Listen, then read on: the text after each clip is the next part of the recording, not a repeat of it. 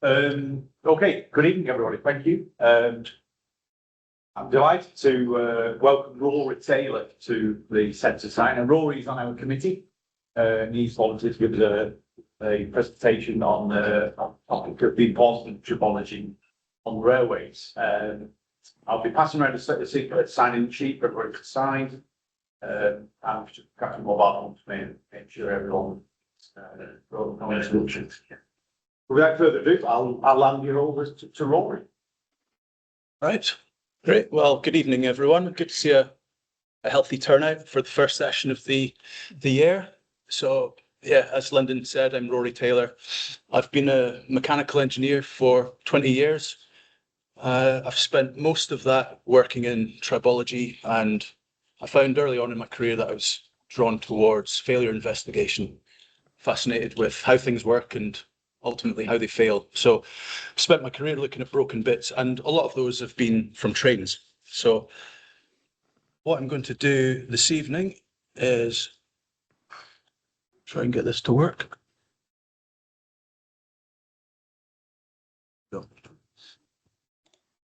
First of all, hopefully answer the question, what is tribology? And how it's related to railway systems. Hopefully you'll leave the theatre tonight with a little bit of an idea about what a bearing is, if you don't already know, how they work, and why they fail. And then I'll finish up the session just with a few examples, some case studies showing what happens when things go wrong. So, first of all, what is tribology? Well, it comes from the Greek word tribo, which means to rub. So it's essentially the study of rubbing and interacting surfaces. It's a multidisciplinary science taking into account mechanical engineering, chemistry, surface technology, and material science. And the word tribology was first coined by a guy called Peter Jost back in 1966. He wrote the Jost Report, which it was sort of an exercise in economics, really looking at how tribology could save industry in the UK money just by reducing friction and eliminating wear wherever possible. You can see from this, bear in mind, this is 1966 money. So a lot of the savings were in maintenance and replacement, investment due to increased plant life, and savings due to losses caused by breakdown. So I think 515 million, he reckoned he could save, about 1.4% of gross domestic product at the time, which by today's standards is about 13 billion pounds a year. So that's friction, wear, and corrosion. I think he chucked into the basket as well. Although tribology, the word tribology was brought about in 1966, it's been going around for donkey's years. 3500 BC, Sumerians put oil in their wagon wheels to lubricate the wheels and make them last a little bit longer. The ancient Egyptians were using lubricant underneath sleds to move heavy weights. So the kind of intuitive idea of tribology has been around for a long time. So there's a few core tribological concepts. Friction being the main one, static friction and kinetic friction, kinetic being sliding and rolling. The premise being that if you've got a block, something with a little bit of weight to it, and you apply a load, you need to overcome some friction force as well. And the friction force is related to the weight of the object. So, for example, I was trying to move my shed in my garden the other week, and I had a bit of trouble. I found it moved quite a bit easier across the wooden planks compared to the concrete slabs. So that's pretty much an example of the friction coefficient varying for different materials. You can get high friction or low friction, and it largely depends on what your design intent is. So if you want to move something with minimum amount of effort, high amount of efficiency, you would really want to have low friction. Whereas if you want to step safely onto a platform, you want high friction. So you'll have high friction in the treads of your shoes, on the steps of the platform or the steps of the train, but you want low friction on the rails and in the bearings. And that friction could be modified with surface technology, coatings and lubricants. There's a couple of wear mechanisms just to raise. Abrasive wear being fairly standard. It's kind of like what you would get with sandpaper. It's got an abrasive medium, something that's harder than what you're trying to wear away. Something that removes material from the surface. And then there's adhesive wear, where you have two interfacing surfaces which are sticking together. Galling or fretting would be good examples of that, where you've got two metals which are rubbing together under force, having micro welding occurring, heat generation, and material transfer from one object to the other. And lubrication, it's designed to minimize friction and minimize wear. There's a couple of different types of concepts surrounding lubricants, especially when it comes down to oil lubrication. You can have full fluid film, which is a total separation of the two surfaces that you're working with, or boundary lubrication, where you've got some contact between the interfacing surfaces, but it's reducing the friction to some extent.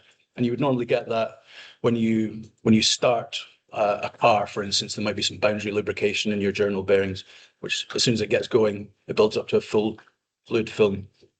But we'll touch on that a little bit later on in the presentation. And again, lubricant is applied to components to protect the surfaces from corrosion or other environmental damage. And you would normally, in your lubricant, might have some additives in there to prevent corrosion. So how does all this relate to the railway? So just the first thing to think about is the wheel-rail interface, quite a large area of study. I'm by no means an expert in wheel-rail interface. You could probably do a whole hour-long presentation on this topic alone. But it introduces us to the concept of Hertzian contact, which is, if you think about the weight of a train, several hundred tons going through a very small contact patch between the wheel and the rail, which each wheel might only have a Hertzian contact area the size of a 10-pence piece. So there's a large amount of stress, force being pretty much stable, the contact area being very small, stress being force over area. So you've got very large stresses involved here, sometimes upwards of a gigapascal of stress. So it's getting, in some cases, getting very close to the endurance limit of the material. So with the wheel-rail interface, it's very much a case of friction management. You want just enough friction to get off the starting blocks, accelerate and decelerate, but you want the minimum amount of rolling resistance from the rail itself and from the bearings. There's also wear and rolling contact fatigue to take into account, and yeah, it's a bit of a juggling act. So yeah, a large area of study. Could get rid of all of it by using maglev, but obviously not a viable proposition for the UK. Another tribological system on the railway, brakes, uses sliding friction as a sacrificial material, softer material on the brake pads, so you're not constantly replacing brake discs. But of course, with sliding friction, you've got a lot of heat generation, and you need to figure out a way of getting rid of that pretty quickly. So there has to be some thought put into how these things are cooled, and that's not always done successfully. Quite a complicated system, especially when they're on-wheel disc brakes like this in the bottom left-hand corner. You have to consider the thermal expansion of the brake disc and all of the bolts that are holding the brake disc on as well. So it's common to get thermal cracking in these kind of systems. Bolting technology, a good example of a static friction system. So bolts pretty much hold everything together, from fish plates on the rails engine components, big end bearings, even the axle end covers that hold the bearings onto the wheel sets all need careful consideration when tightening the bolts up. They're a friction device that rely on thread friction when you're tightening them up. There's friction under the head of the bolt as well, and the joint face that you're clamping onto. So you can torque bolts up dry, or you can torque them up lubricated.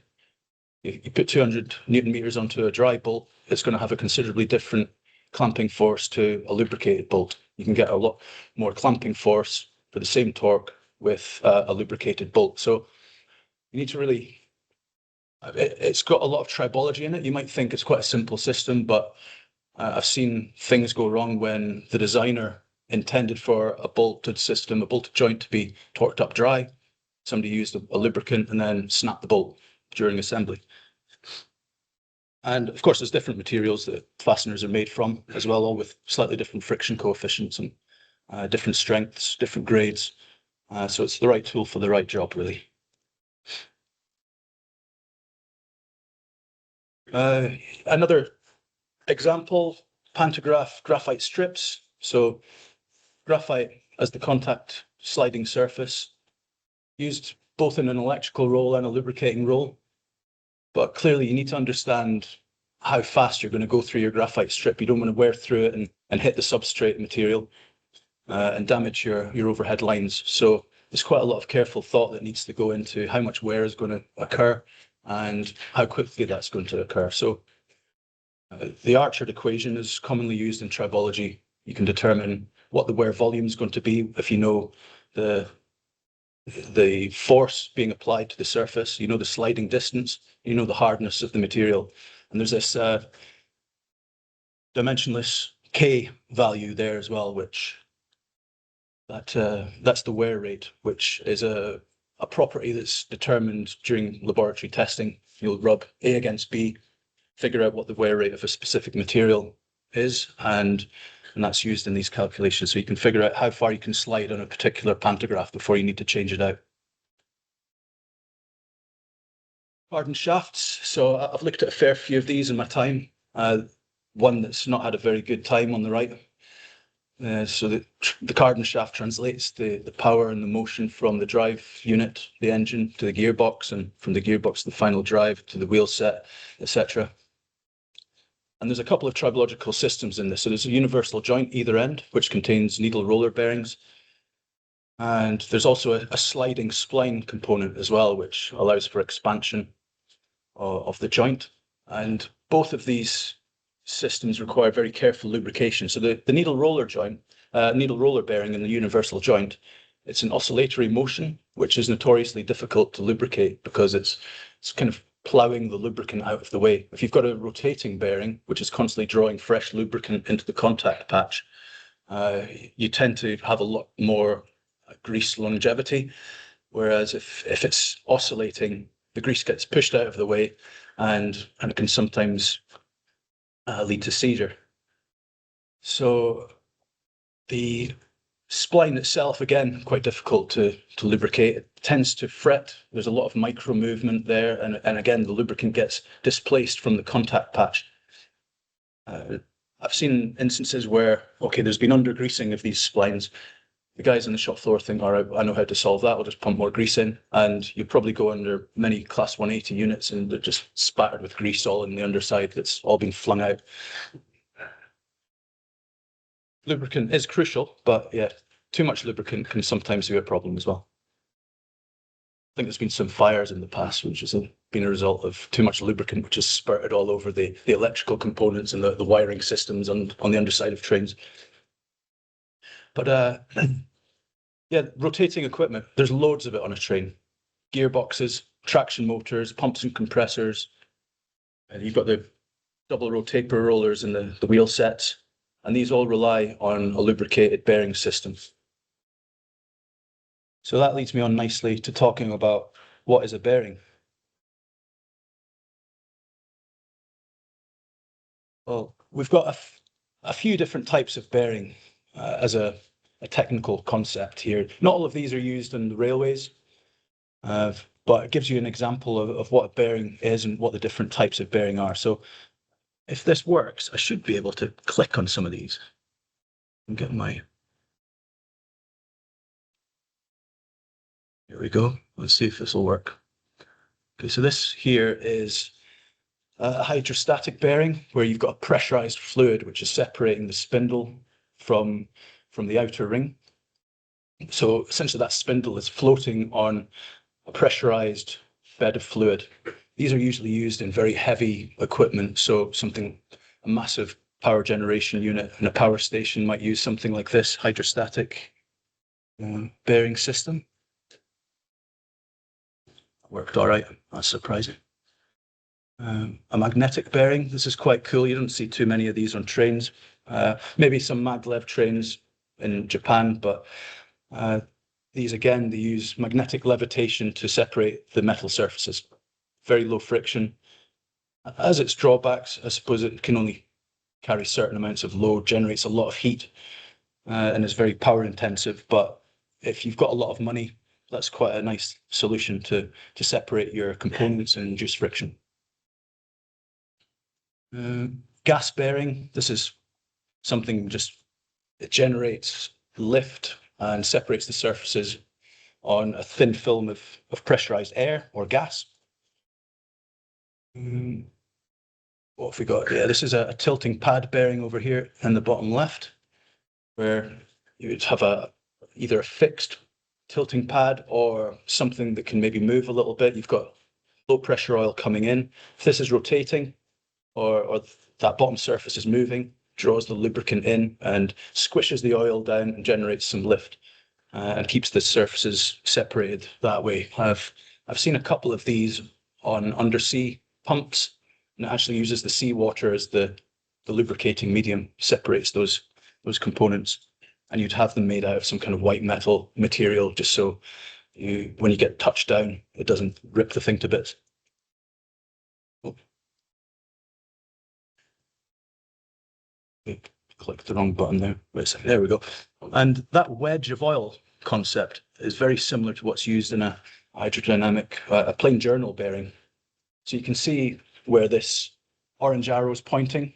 It's got a nice wedge shape. So as the shaft rotates, it draws oil or lubricant into that contact, and your shaft is floating on a bed of oil, and again separating the surfaces. But what you'll get with this is when the thing's static, you're going to have some touchdown, and it won't generate that lift and that reduced friction until it actually gets up to speed. So there is always going to be a little bit of a startup wear process going on there. So I press the button again, bear with me. This one over here is quite interesting. This is an example of a rubbing bearing, spherical bearing. I've seen a few of these in anti-roll bars, where you've got a low friction material between this spherical inner and the outer, usually PTFE, some kind of Teflon coated material, and it's got seals to try and prevent dirt and debris getting in there. Even a Tic Tac lid, that's an example of a flexure bearing. So surprising where you find these things. What I'm interested in, and what we find most in the rail industry, are rolling element bearings. This is what I've spent most of my time looking at. And there's several different types of rolling element bearing. First of all, just describe some of the different components. You've got your outer race there, your inner race, and then your balls, which are separated by some kind of retainer or cage. I think this is a skateboard bearing, but very similar concept to what we've got here. We've got ball bearings, which are, I should make a note actually, that all these different types of bearing all have a slightly different function. So this first one, this ball bearing, can take a bit of radial load and it can take some axial load as well. But if you look at the design, it can only take axial load in one direction. So that would be if there was a shaft in it, the shaft would be moving to the left. It could take some, pardon me, it could take some axial load in that direction. But if you were to push the shaft to the right, it would just separate the raceways and separate the balls, and the whole thing would fall apart. So you've got to be very careful when putting these things in. You put them in the right way round. Cylindrical roller, that's got a higher load carrying capacity than a ball bearing, but it can only take the load in a radial direction. The reason it can take more load is because it'll have a larger contact patch, having a cylindrical line contact rather than an elliptical contact between a ball and a curved raceway. So you wouldn't put any, or you would try and avoid putting any thrust load on that cylindrical roller, because you could imagine if you're trying to move the shaft axially, it would put a lot of stress on those guide ribs on the inner ring, and it would be a sliding rolling or sliding friction contact there as well. So something to try and avoid. The tapered roller bearing is very popular. It can take both axial and radial loads, and you can pair them up as well. So it can take thrust loads in both directions. High load carrying capacity. Barrel rollers, do you get many of those in the railway? I've seen one of those in a ship propeller system. They're quite good for accommodating misalignment. So you can imagine just the shape of the roller and that outer raceway allows a little bit of out of alignment, and it'll still work quite well. Needle roller bearings, on the other hand, can tolerate next to no misalignment whatsoever, but they're very good. They've got a good load carrying capacity, and they've got a low space envelope as well, so you can get them into tight spaces, tight mechanisms. I've seen them used on motorbike wheels, for instance, motorbike bearings.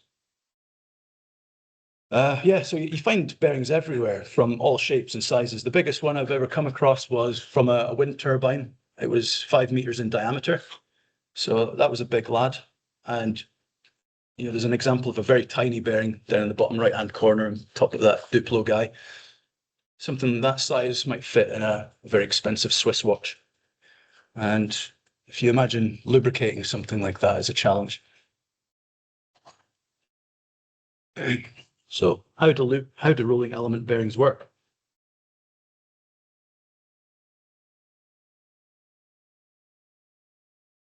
Well, going back to friction, the three basic concepts of friction.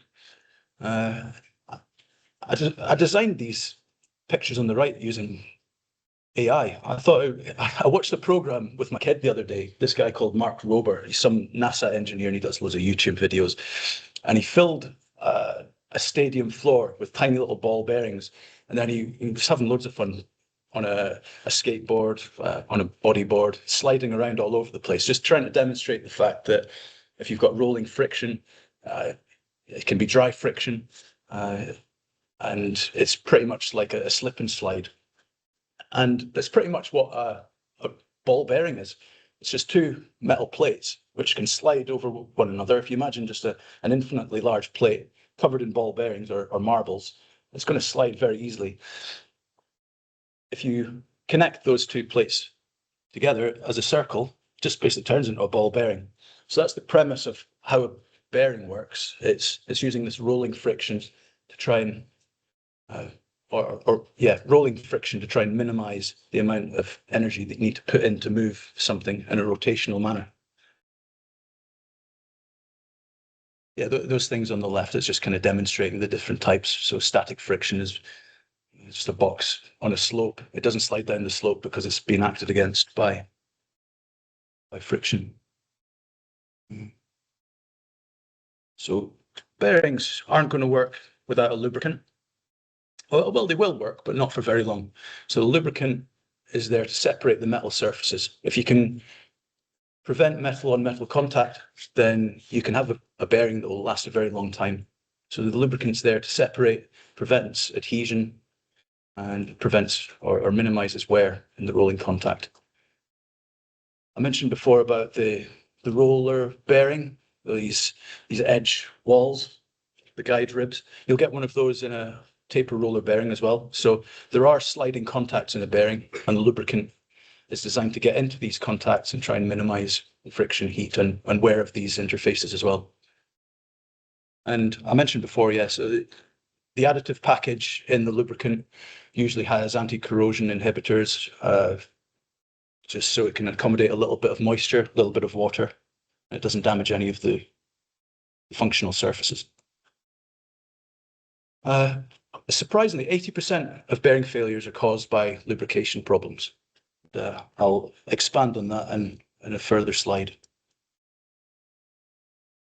So this is a nice little diagram showing how the lubricating film works. So if you imagine a surface, no surface is perfectly smooth.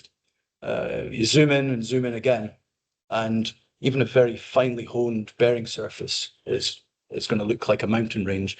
And these peaks and troughs, the peaks are called asperities, and the lubricant is designed to try and separate these asperities. So that's the minimum lubricating film thickness that you require. It's enough to separate these mountain peaks from one another.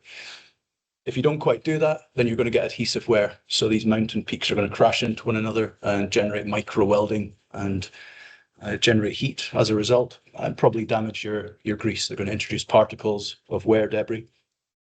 And it's not entirely possible to avoid that. But the lubricant itself is part of the key, because oil is a very interesting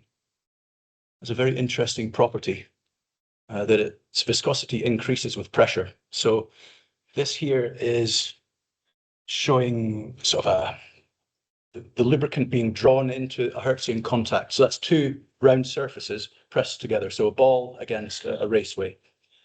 And as the ball is rolling, it's drawing lubricant into that contact, and it's generating this wedge effect. It's crushing the lubricant, increasing the pressure on the oil. It's not only increasing the pressure on the oil, it's increasing the pressure on the surfaces as well. So you're elastically deforming your surfaces of your roller and your raceway. You're crushing your oil, but that oil is increasing in viscosity as well. So the more pressure you apply, the more load you apply, the more viscous that oil becomes. So that's partly why you use oil to lubricate a bearing rather than water or wine or beer or, I don't know. I was trying to think, well, would blood work as a lubricant? What happens in your body and your knee joints? Synovial fluid has probably got some element of a viscoelastic material in it. So yeah, the pressure coefficient of viscosity is this key parameter in oils, where you've got this alpha factor, demonstrating that you could increase the viscosity of your oil by up to 10 million times. So I've figured out how they work, some of the key things to look out for. Now, how do bearings fail? So primary failure mechanism for most rolling element bearings is fatigue, rolling contact fatigue. And this can occur in two ways, really. You can have surface-initiated fatigue, which is a crack that generates from a surface imperfection. Could be an indent, could be a scratch, a pit, some kind of stress concentration on the surface that is going to initiate, nucleate a crack. You can also get subsurface initiated cracking. So when part of contact mechanics and Hertzian contact mechanics, as you apply a stress to the surface, you're also generating subsurface shear stresses as well. And with those subsurface stresses, if the maximum point of shear corresponds with some kind of impurity in the steel, an inclusion, for instance, a carbide, something as part of the steel manufacturing process, if there's a little bit of something in the bearing that corresponds with this subsurface shear peak, you could get a crack nucleating from that. And most of the time with wheels and rails, it tends to be subsurface fatigue initiated due to the massive stresses involved. Hence the importance of really good steel cleanliness. This is just showing the progression of fatigue spalling. So once you get a little bit of a crack starting on the surface, it will progress. A little bit of material might pop out of the surface, and then that generates indentation, which nucleates further, spalling. And before you know it, you've got spalling around the entirety of your bearing. I've seen some axle bearings in the past where the fatigue spall will go around about 180 degrees. covers the whole loaded zone. So the bearing can survive with fatigue, but it puts a lot of vibration, a lot of noise into the system. It can damage the cage. And once your cage is gone, that's the thing separating all your rollers. You're knackered. All of the rollers will just bunch together and you'll get a hot mess. These are some big rollers, which I just put up out of interest. These are from a wind turbine. They're about 20, well, what is it? About 180 millimeters long, but this sort of size. And this is some of the very same failure mechanism that you would see on the rails.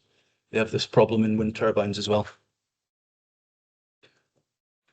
Just a few more nice pictures showing fatigue spalls. You can see this one on the left, a lot of indentation, like I was saying. So as soon as that material comes out of the surface, it'll get crushed as the rollers go over it. There's a lot of hard particles, which are, bearing steel is super hard. It's 700 Vickers.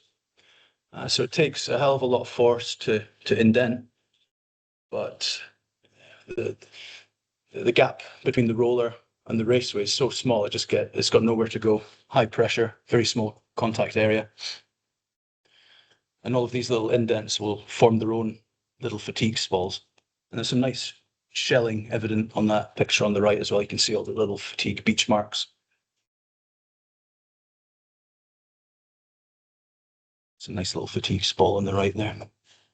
And this one's from I think this is from a class 180, from an axle bearing. So that's something that you tend to see once bearings get towards the end of their life. And part of the game is to maximize bearing life is making it get to the point before, or getting the bearings out of service before it gets to this state. You might think, oh, well, a little bit of fatigue is okay, but the consequences of running a vehicle with fatigue is quite catastrophic. So, yeah, this is a little bit of similar sort of story. RCF on a wheel, rail interface. So on the left, that's the wheel, and on the right, that's the rail. So bearing life, yeah, I touched upon that just now. It's not an exact science, very probabilistic. So they don't say, you don't just pick a bearing up off a shelf and they say, all right, it's going to last 1,000,000 miles.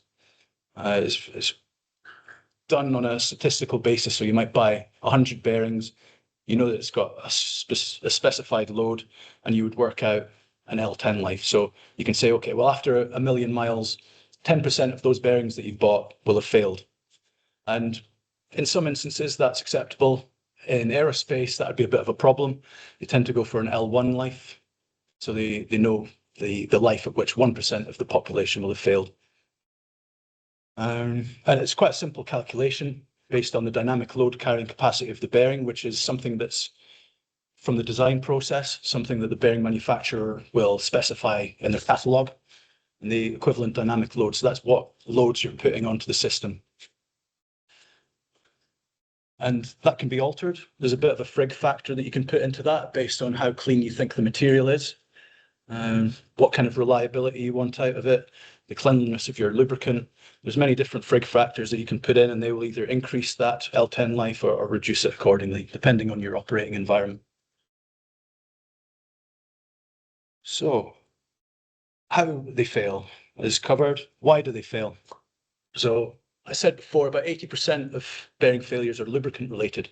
So this just points out lubricant contamination accounts for maybe a quarter. That's bits of dirt, environmental debris, brake dust, you name it, getting into the bearing interface and causing damage to not just the lubricant, but the raceways as well. See it a lot where an unsuitable lubricant will be used. So that's a lubricant that doesn't have the correct properties, incorrect viscosity, maybe low consistency, so it runs out of the bearing past the seals.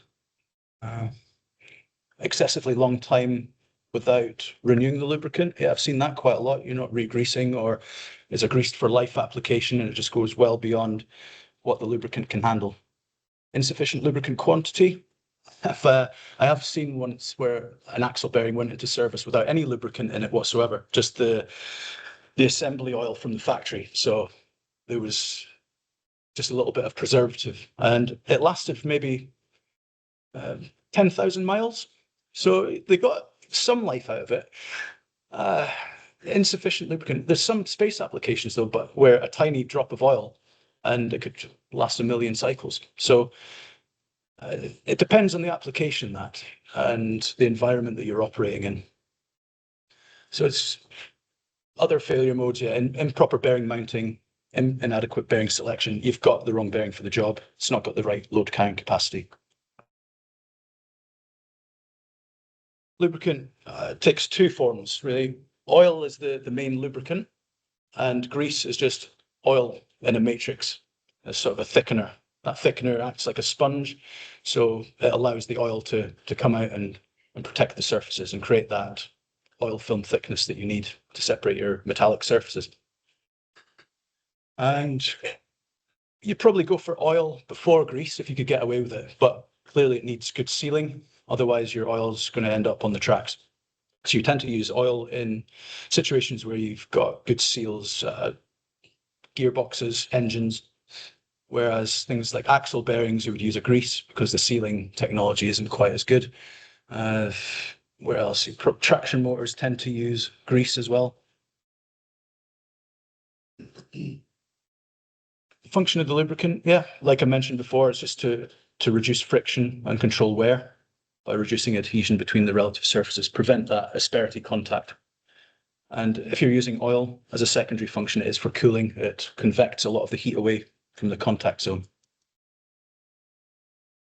Temperature can be a killer for lubricants. So if you're running your grease too hot or running your oil too hot, it will degrade a lot quicker.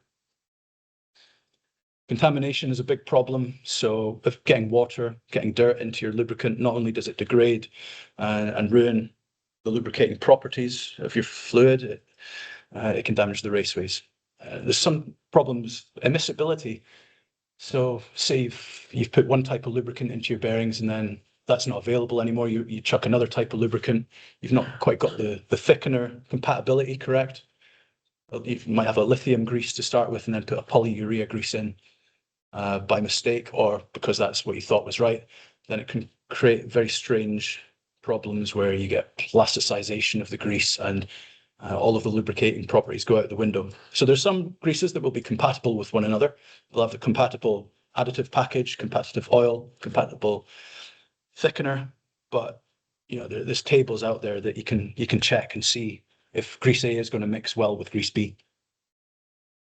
In-service degradation is really just, as you're using a grease, it will degrade. It doesn't last forever. Thermal degradation, it can shear. You can do all of these kind of tests in a laboratory before you put it into your product and figure out what your grease change interval is going to be. And bearing manufacturers will usually tell you how often you need to change your grease as well. I've seen instances where there's been a lot of water getting into bearings and it's washed out all of the lubricant completely. Not only does it completely destroy your bearing, corroding all the surfaces, you've got nothing to lubricate those surfaces. And water staining is a big problem. I've seen this a lot on stabled fleets, which have been in sidings, a lot over COVID, which were sort of put into a siding, not being used, but not being moved frequently enough. And just the natural moisture from the environment, the bearing itself will breathe during the day and the night during the temperature variations, and it can absorb quite a bit of water. And you get this standstill damage, which is corrosive etching of the surface.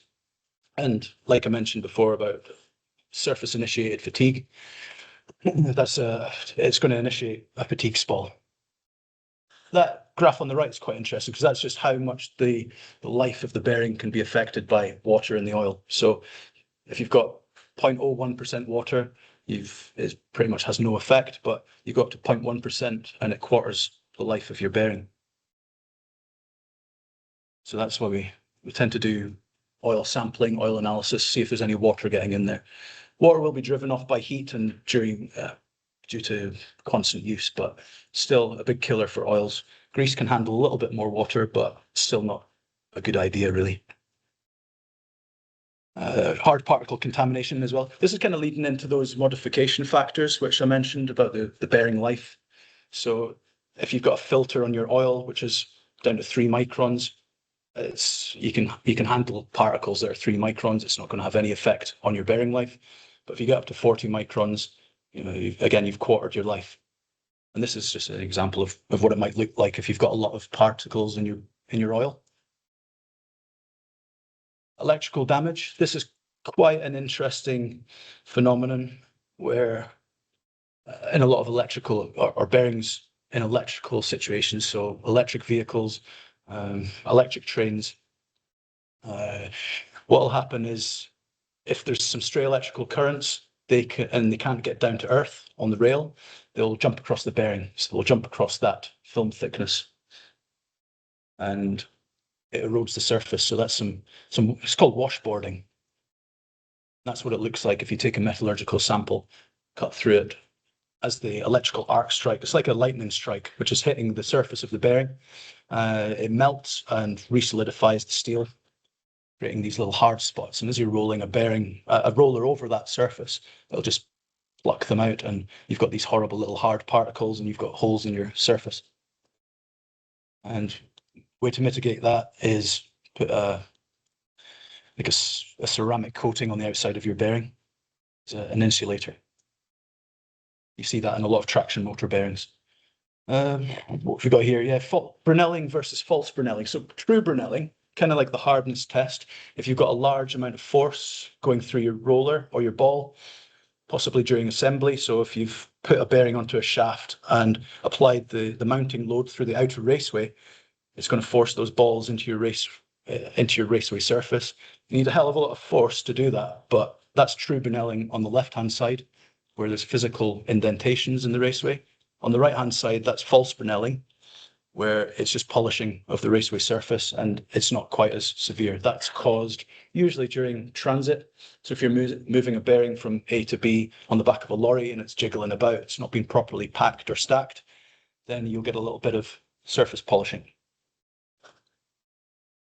Bearing fits, yeah, something important to consider. Interference fit, clearance fit.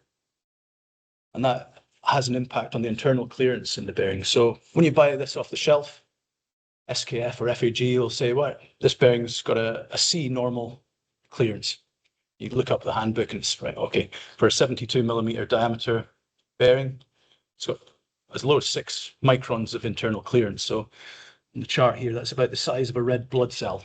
So there's not a lot of room for error on that sort of precision. You get a human hair in there and you've clogged up your entire mechanism, let alone a bit of sand or grit or environmental debris. So it's a precision bit of equipment.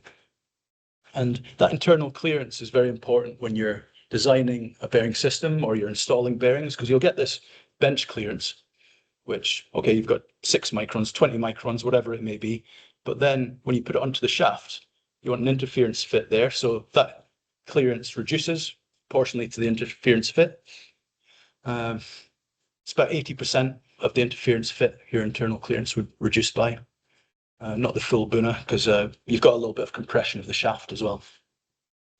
But then, okay, you've got it fitted, you've still got a little bit of clearance in there.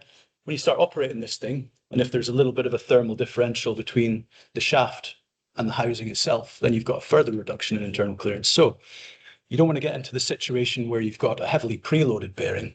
Otherwise, again, it's not going to end well. This is a little slide just showing the effect of bearing clearance. So preload, I just mentioned there, it can be a force for good or it can be a force for very quick demise. This is a plot showing how quickly the life of the bearing will drop off when you get to a certain preload point. So a bit of preload is quite good for bearing life as it shares the load around more of the bearing raceway. If you've got a very large internal clearance, it can be detrimental because you're pretty much just putting all of your load through 1 or 2 of the rolling elements. Whereas if you've got more of those rolling elements in loading, then it's sharing a lot of the load, the stress is lowered, and you get more bearing life. So that's just a little bit of a warning about preload. It can be good to some extent if you've got something that you need a lot of precision, like a machine spindle where you need very high accuracy. You want a very stiff bearing, so quite high levels of preload. Right, so try and keep you awake. We've maybe got 5-10 more minutes. A few failure case studies. So these are some of the things that I've worked on recently. This was a class 170 slave final drive failure, where the bearings had catastrophically failed. It pulled out of the final drive, and the cardan shaft had dropped down onto the catch loops. So they didn't always have catch loops as well. I've seen instances in the past, and one of my predecessors, John Beard, he looked at a lot of cardan shaft failures where something goes wrong, the cardan shaft fails, or the bearings collapse and the cardan shaft drops down onto the tracks. If the train's going in the wrong direction, it pogos it off the tracks. So yeah, that catch loop's not got a lot of meat left in it either. So yeah, some things you see and you can be kind of, you think, wow, I was on a train this morning. So that's the bearings that have been pulled out. This is the other end. So the cardan shaft, the spline end, is totally ripped off. That's somewhere in a bush. That's the catch loop at the other end. Some of the bolts are missing out of that one. So it's ripped the female part of the universal joint cross off, fractured the weld on the cardan shaft. And it's clearly been running like this for, could have been a couple of days. You know, big bang, like, what was that? Oh, who knows, let's keep going. And the cardan shaft just happily burning its way through the catch loops. That's not just happened, you know, it's pretty dirty. This is the bearing itself inside the final drive. So there's a few bits and pieces in there. So my job is to try and take all them bits and pieces and, like a big jigsaw puzzle, try and figure out what went first. So you take them apart, you look at all the rolling elements. There's a few bearings in there. There's a small roller, big roller, and a ball bearing. And some of the ball bearings look like fried eggs. So it's trying to figure out, okay, is there any evidence that I can use to try and say, okay, it was a fatigue failure, for instance. That would, if I saw fatigue on any of these components, I might be able to say, okay, well, that fatigue is then generated vibration, which has failed the cage, which has then caused total collapse of the bearing, in which case it would be the bearing that's gone first. But there was no evidence of fatigue on the raceways. They're pretty badly damaged, which you might expect if you've got the weight of a cardan shaft flailing around. So you can see on the right-hand side of this image, that's where the cardan shaft is worn through, or actually that would be the input shaft, sorry, which has been pulled out through the final drive. And it's just resting on the seal and the outer rings of the bearing. But if you look at that ball bearing, it's actually, the raceway is not in bad nick, considering the state of the balls and everything else. The roller on the left, yeah, that's seen better days. So yeah, that was that one. This is an axle bearing failure, which we have set on fire. So you can imagine once the lubricant's gone and once the bearings collapsed, the amount of frictional heat that's going in, just the metal on metal, the inertia behind a train, so that it'll keep going even with a failed bearing. It's not like the whole train just stops dead. It might lock the wheel up, or it might not. The wheel could probably continue moving, but the inertia just keeps that metal grinding against the metal, burning all the seals. Any rubber in there is just going to ignite. This is the poor fella trying to get that all apart so he can find out what went wrong. So this is what the bearing looked like afterwards. You can see a big fracture all the way through. And all of the bits, you know, the abutment ring, the amount of heat that's been required to do that, the seal on the outside bearing end cap, that was all pretty much melted. So there's a lot of energy going into these systems. And that's what it looked like on the inside once that bottom half of the outer ring got snapped off.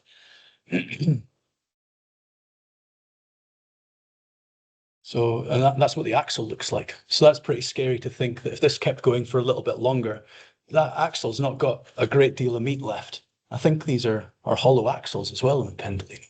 So yeah, the root cause of that was quite interesting. If we go back a couple, this crack on the left-hand side, so between those two green lines, there was a bit of debris had got caught between the bearing and the axle box. So it was putting a point load onto the outside of the bearing and going over a bump or something. It must have just cracked the bearing shell. And from that crack, it all initiated through a hell of a lot of vibration, which fractured the cage. Once the cage is gone, or once the bearing had cracked, there was evidence that the lubricant had all escaped, melted the polymeric cage, the polyamide cage, and all the bearings were just loose to rattle about. And yeah, it didn't take long for that to fail, actually. Yeah, this was a gearbox failure that I looked at a while back, and on this one, there's a pair of face-to-face ball bearings, angular contact ball bearings. And if you get the setup of this wrong, clamp it together too tightly, it inputs a massive amount of preload into these bearings. So, and I think they reported high metallic content in the oil sampling. So that's how they found this one. I'm not surprised there was high metallic content, because I think the pinion gear had totally detached and worn against the crown gear, and there was quite a lot of metal missing from that. Yeah, so that's what it looked like in the end. This was another interesting one on diesel engine cam roller. It's fatigue of the cam, another tribological problem. There's a lot of wear had taken place on the cam lobe, and a lot of fatigue spalling. Whether the wear happened first or if there was fatigue and then the debris from the fatigue spall created almost a grinding paste, which then grinding paste that wore away the cam surface. Sometimes it's difficult to tell. That was the roller with a lot of fatigue on it. And it turns out that it was all down to the pin which the roller sits on. So there's this roller pin that goes through and holds the roller that interacts with the cam. And there was too much tolerance or too much clearance in the roller pin and the roller pin bore. So it was allowing movement. It was impeding the oil flow, which is showing these yellow lines. So the oil comes down through the follower arm, goes inside this pin, and then it's ejected out through a little port, which lubricates that roller. So there was some problems with the oil getting to the roller, and there was problems just with the fit. So if you imagine, some of these components have been in service for maybe 50 years, and there'll be an overhaul document that says, okay, replace the roller pin and replace the roller, but the rocker arm itself is as old as the hills, so that wears down as well, and you can have large clearances which are out of design spec, but haven't necessarily been highlighted as a problem in the overhaul manual. So, as well as having poor alignment of that roller as well, putting edge effect into the cam. So, yeah, I think we're pretty much final summary slides now. Hopefully, you kind of get an understanding or an impression of why tribology is important, underpins efficiency and reliability on the rails.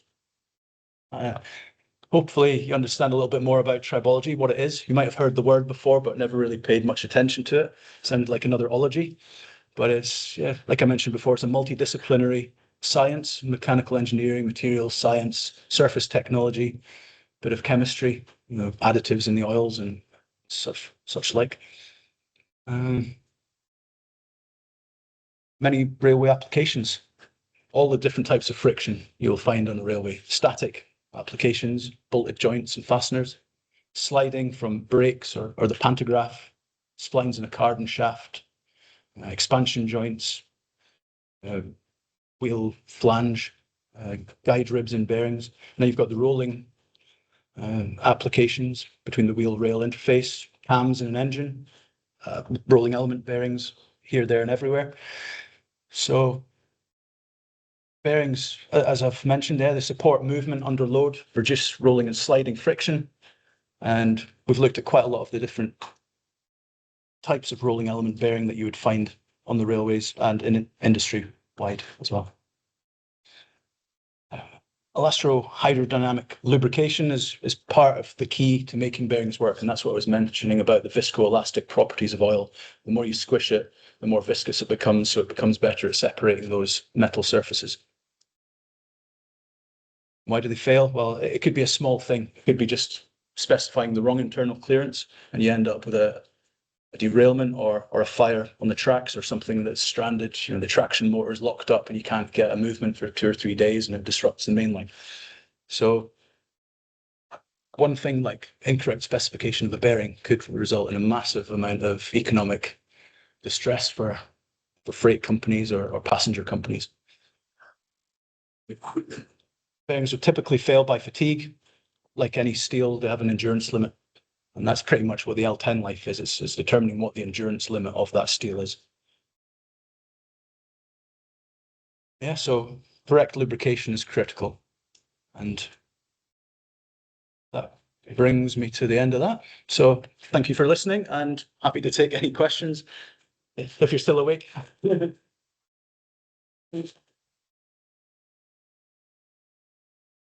I thought tribology was so interesting. It was really good. Brilliant. Okay, let's take some questions from the audience. Oh, Felix, start. What are your views of the lubricated for life bearings? Are they purely for consumables or also for serious bearings? So traction motors, I've been working on some D43 traction motor bearings, and they're lubricated for life. There's no way of getting lubricant into them unless you get to overhaul. So they do work in serious applications, but they've got some problems actually at the minute. So I think there are more problems now with lubricated for life bearings, because I think a lot of the properties of lubricants have changed. So something that might have worked back in the 80s or 90s due to the chemical additives in the lubricant might not work nowadays. Although Shell might say it's the exact same grease, there'll be things that have just crept with time. So a bit of an open answer that it does work, and it can work, providing you've got the correct additives in the lubricant. And it depends largely on the application as well. So I mentioned traction motor bearings. There's a lot of heat going in. So if you're already stressing the lubricant, then it can be very difficult to maintain reliability for life. So you might, if you've got a low loaded application, it can work. And if you've got something that isn't particularly stressed in the environment it's in, it can work. Yeah. Did that answer your question? Okay, Mitch. I was break down the phase. You see, phase of the direct vehicles. Violation of the external track. In that case, then you work out external or only. Yeah, so vibration can be a big problem with bearings. So you get different types of vibration. So if you're talking about track vibration, it can put very high shock loads into the bearings, and it tends to be the cage that suffers. So you might generate an indent on the surface, a Brunel mark, like I mentioned, but that's quite unusual. What you'll tend to find, if there's, say, some track damage and bearings are going over, or wheels are going over the track damage, the vibration will go into the bearing and it can damage the cage. So you'll get accelerations and decelerations. Normally, during normal operation, the cage isn't taking any stress. It's not designed to take any stress. It's just separating the rollers and keeping them from all bunching together. So if you've got a very high torsional vibration, something that's causing the rollers to whack against the cage, I've seen damage to the cage arm. And then once your cage starts going, your bearings start whacking against one another, then yeah, the damage can accumulate quite quickly. So yes, yeah, external factors like vibration are a big source of problem.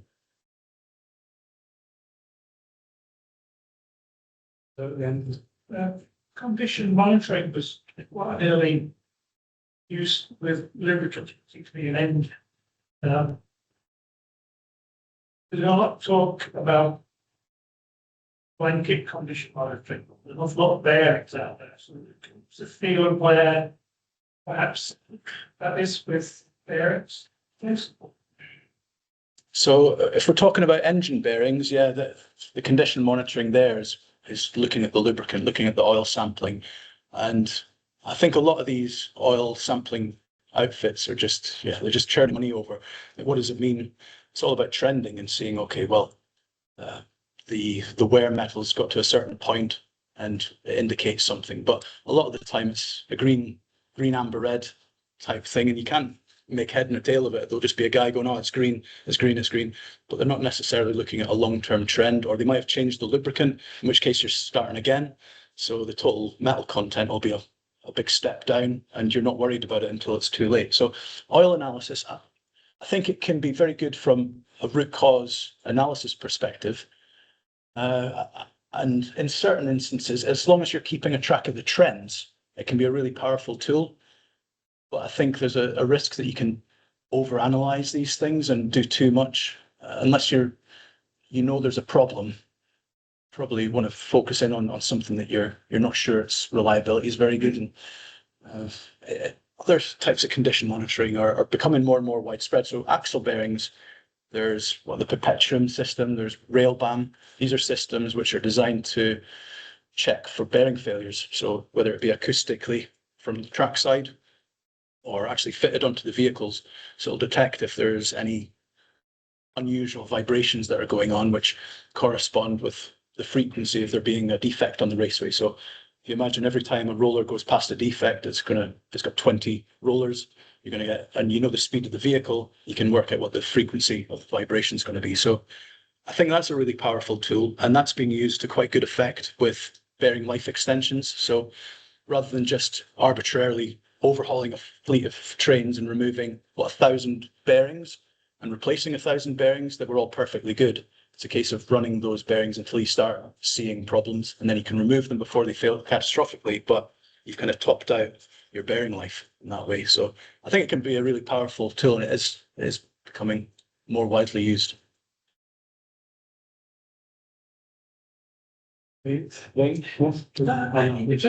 Talk a long time ago about bearings on the line. That time we were told that they last forever. Is that possible? Well, it is possible to have bearings that last forever. I think when I did the Young Rail competition, that was all about can bearings last forever. And like if they're made out of steel and they're being loaded below the endurance limit, then in theory they can last forever. Railway, so you can buy bearings and they'll give you an unlimited life for the bearing. Rail bearings, they don't do that. And I think it's because there's so many uncertainties surrounding the operating environment. They're not quite sure what dynamic loads are going to be applied, if they cram too many people onto the train, or what the condition of the track is. So bearing manufacturers won't sell rail bearings with an infinite life, but you can buy infinite life bearings, but it's load related. So yeah, but whether you go back to your previous question about lubricated for life, I don't think that's possible. I think the bearing would be limited by the lubricant condition. So they'd have to replace the lubricant. Yeah, they'd have to. At some point. Yeah, you'd have to keep a very close eye on the lubricant. It might last a long time if the load's very low, but if it's what I've seen on tram bearings, they kind of don't see a lot of load between the carriages. There's usually some kind of spherical bearing between the carriages, and it has a bit of an oscillatory movement which damages the raceway. So London Eye during the night, it's not operating 24/7. So if it's just flapping about in the wind during the night, it's going to be moving those bearings a little bit, possibly fretting or creating some standstill damage on the raceways. So there's always a dark side to every situation, isn't it? Okay, so Says, Arch. Was that because the asset be sweated? That's some of the issue that led to the lapse of cash not being paying it. Say the first bit again, sorry. The 170 you showed. Yeah. What caused that? Was that the asset being sweated and hadn't been maintained properly, or was that something going on elsewhere? So when something like that happens, everybody and their dog comes out to say, "Oh, it wasn't me, Gov." So the cardan shaft went off for analysis, checking the welds were okay. I got hold of the gearbox and all the bearing components, and sometimes when everything's that badly damaged, it's really difficult to find and pinpoint a root cause. I didn't find any conclusive evidence that suggested it was the bearings that had failed first. So I would have put my money on the cardan shaft going first, maybe from a weld defect or some problem with the bearings. Not all of the bits were recovered as well. So I've seen issues with cardan shafts in the past where the spline expansion joint is seized, and it puts a massive amount of bending stress into the cardan shaft. So that's where I would put my money. But it couldn't be proved conclusively. Okay, so there's no questions from them, I know, it's what you've answered, but no, it's not fully satisfied. You've Well, that's good. explained it perfectly well, so that's really good. Brilliant. I'd like to invite Andrew. Andrew, you're going to do us the vote of thanks tonight. Actually. I think what we can all agree is that we've had a very comprehensive description of what tribology is, right back to the ancient Egyptians, with big lumps of stone to build pyramids, I suppose, and other such structures, through to the more theoretical aspects, right back to basics and coefficients of friction, pressure, how the oil films develop around bearings, the different shapes of bearing elements and the different things that they might be used for. I think it was interesting to see about, how various external factors with the lubrication not being correct, or even the mixing of lubricants, which means then that you end up with something of indeterminate properties, shall we say, or certainly not as per the original spec for the design. I think it was also interesting, and I've seen plenty of examples of this, of where somebody's used fastenings that were designed to be not lubricating, then used to lubricated one, and a little bang on the head goes, Christ, what's happened there? So I think we've had a very comprehensive description of what tribology is, about what bearings are, different types of bearings related to the railway industry, because that's what we're talking about here fundamentally, and we've probably all seen examples of failures beyond the ones that Rory's talked about there. And there's always that thought in the back of people's minds about pushing out service intervals, pushing out bearing lives and everything, because all of these things cost a great deal of money. And I think what you've demonstrated is that, with the right knowledge and the right understanding of the application, the bearing and everything, it might well be possible to make things last longer than was originally thought with the original maintenance instruction. But I think it's also really important to show that, one of the things that, the tiniest defect in bearing surface is that ultimately going to result into that massive spalling and damage to the bearing, will result in the failure and possibly end up with those roller bearings that look more like big lumps of popcorn in a box rather than a nice set roller bearings.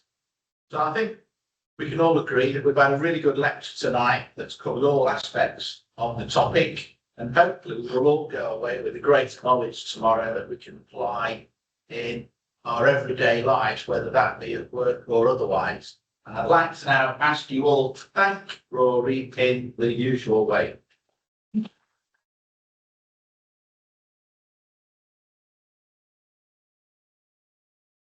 There's some thanks for them. I know that's great. Really good. Thank you, Rory. Really good. No problem. That's a traditional mechanical presentations at YouTube mechanical. Yeah, we don't usually get them, do we? No, it's our next 10th of February is going to be Tom Cairn. Tom Cairn's from Real Time Training. He's going to go and present to about the Real Time Training education and how it was founded, how it's developed, and how it operates and how it's used. I'm sure a lot of people use Real Time Trains. So yeah, we want one and speak to. Well, this is a very interesting application of well used string. See how it works. So that's on the 10th of February in this room. So if there are some sandwiches left and a few little snacks there, can all still package before they go. Feel free to finish that, and hopefully you've all signed a sheet. So without further ado, thank you for coming, and I'll take Jeremy. Look forward to seeing you at the next lunch. Thank you. Thank you. See you all. Yeah, well, Yeah. do you like to turn any of this off? Well, Yeah, but yeah, some comment coming through there. Great talk from someone who knows the subject inside out. Really interesting, many thanks. Thank you. Malcolm Dobell was on there as well. Rebecca was on there. Very good. Really good. Online turner. Yeah, I mean, I recognise a lot of those failures as there as well. So